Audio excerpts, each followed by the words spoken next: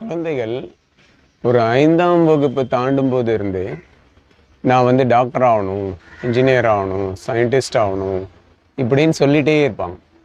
அப்புறம் ஒரு 7ஆம் வகுப்பு அப்படி வரும்போது அவங்களுடைய அந்த கரியர் சாய்ஸ் வந்து மாறும். இல்லை நான் இதாக போகிறேன்.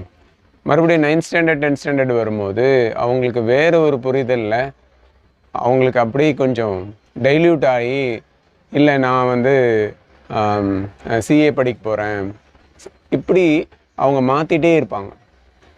சில இடங்களில் பார்த்திங்கன்னா பெற்றோர் வந்து ஒரு தூண்டுதலாக நீ இது பண்ணலாம் அப்படின்னு சொல்லி நம்ம கொஞ்சம் ஃபிக்ஸ் பண்ணுறதுக்கு உதவியாக இருப்போம்.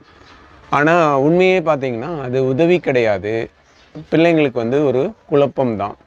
ஸோ இளம் வயசில் பிள்ளைங்க படிக்கும்போது அவங்க இதுவாகணும் அதுவாகணும் அப்படின்னு சொல்கிறது தவிர்க்கிறது தான் நல்லது. உளவியல் ரீதியாக அவங்க வந்து எல்லா திறமையிலையும் மலரணும் அப்படின்றதுக்கு ஒரு வாய்ப்பு சூழல் தான் நம்ம ஏற்படுத்தணும். அப்போ எல்லா திறமையிலையும் மலரணும்னா அவங்க எதை செய்கிறாங்களோ அதில் ஆழ்ந்து உணர்ந்து அதை புரிஞ்சு கற்றுக்கணும். ஸோ அது சார்ந்த தொடர்புடைய பல விஷயங்களை கற்றுக்கணும். இப்போ அறிவியல் படிக்கிறாங்கன்னா அறிவியலில் ஒரு ஃபார்முலா ஒரு டெரிவேஷன் கற்றுக்குறாங்கன்னா இதை ஏன் செய்கிறோம் அப்படின்னு நல்லா புரிஞ்சுக்கணும். அதை செயல்முறையாக தெரிஞ்சுக்கணும். இதை செயல்முறையாக செய்யும்போது இதை தயாரித்தவங்கெல்லாம் யார், இதை தயாரிக்கிற மூலப்பொருள் யார், இதோட பொருளாதாரம் என்ன, அப்போ இதை சார்ந்து பொருளாதாரம் எப்படி நம்மளுக்கு உற்பத்தி ஆகுது, அப்போ இதை சார்ந்து இதோட ஜியாகிரஃபி என்ன, இப்படி ஒன்றோடு ஒன்று தொடர்பு படுத்தி புரிஞ்சிக்கும் போது அவங்களுக்கு ஆர்வம் பெருகும். இதை ஏன் செய்கிறோன்னு தெரியும்.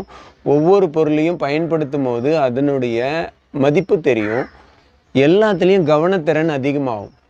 இந்த இடம் நம்ம கல்வி முறையில் மிஸ் பண்ணிகிட்டே வரோம். இது ஆசிரியர்களும் பெற்றோர்களும் ரொம்ப கூர்மையாக கவனிக்கணும்.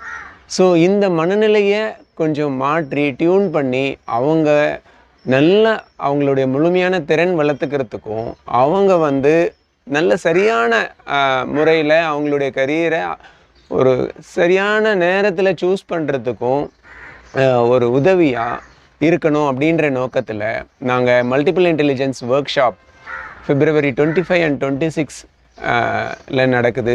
இந்த ஒர்க் ஷாப் ஒரு இயல்பாக அவங்களுக்குள்ளே இருக்க திறமையை வெளிவரத்துக்காக செயல்முறை வடிவில் அமைச்சிருக்கோம்.